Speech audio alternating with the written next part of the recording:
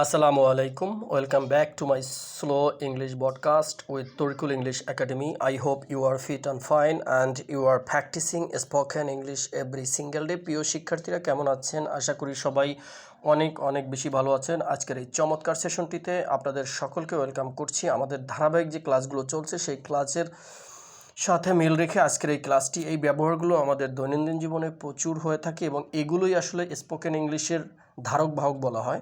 এগুলোকে কোনোভাবেই ছোট এবং সহজ মনে করে অ্যাভয়েড করার কোনো স্কোপ নেই। এজন্য এগুলো ভালোভাবে চর্চা করতে হবে এবং আপনার ডে টু ডে লাইফে যে প্র্যাকটিসগুলো আপনি করে থাকেন সেগুলোর সাথে এগুলো প্রতিদিনই চর্চা করতে হবে।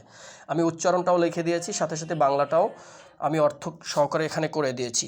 ক্লিন রুম, ঘর পরিষ্কার করা।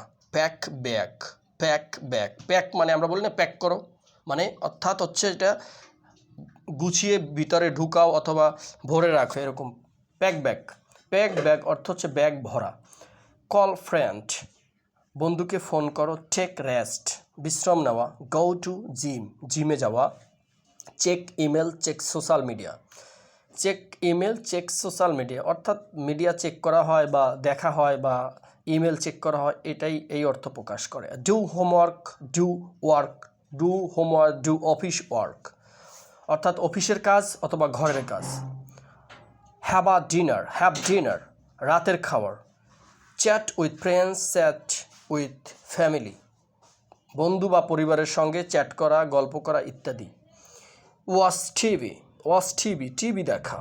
মেক বেড, বিছানা গুছানো। সেট অ্যালার্ম সেট করা।